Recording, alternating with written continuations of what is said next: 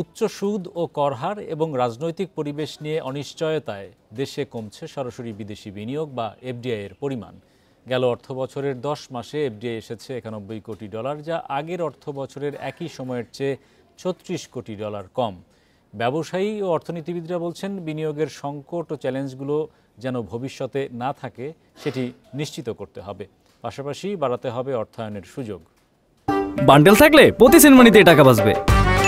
বিকাশ send money bundle কিনে জিতুন প্রতি লেনদেনে।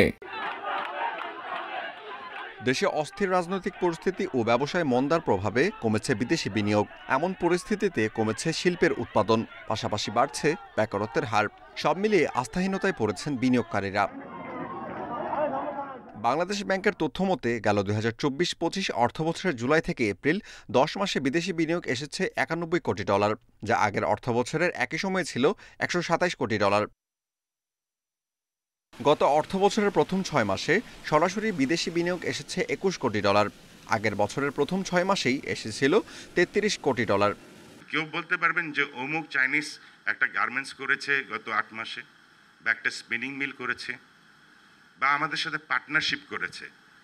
তারা কি বেকুব যে আমার সাথে পার্টনার হবে আন্ডার দি সার্কামস্ট্যান্সেস, যেখানে গ্যাস নাই, বিদ্যুৎ নাই, প্রতিনিয়ত কস্ট অফ ডুইং বিজনেস বেড়ে যাচ্ছে।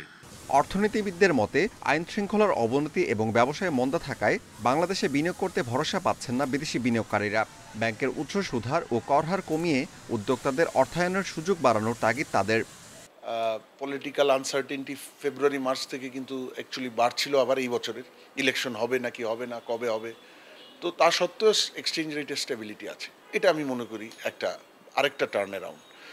আর ইনফ্লেশন আমি সেই জায়গাটায় এখনো আমাদের ভালো সাফল্য নেই। চলমান রাজনৈতিক অস্থিরতা, ব্যক্তি পর্যায়ে নিরাপত্তার ঘাটতি, এই বিভিন্ন কারণে যেটা হয়েছে যে ব্যবসায়ীরা এক ধরনের অনিশ্চয়তা ছিলেন। ফলে স্বাভাবিক যে ব্যবসা কর্মকাণ্ড সেটি যেমন বিঘ্নিত হয়েছে শুরুর দিকে অনেক বড়ভাবে, যদিও পরবর্তীকালে সেটা কিছুটা হলে স্থিতিশীল হয়েছে, কিন্তু নতুন বিনিয়োগ যেটা দেশীয় বিনিয়োগ বলি বা বৈদেশিক বিনিয়োগ বলি, দুই জায়গাতেই খুব উল্লেখযোগ্য কোনো ইতিবাচক পরিবর্তন হয়নি।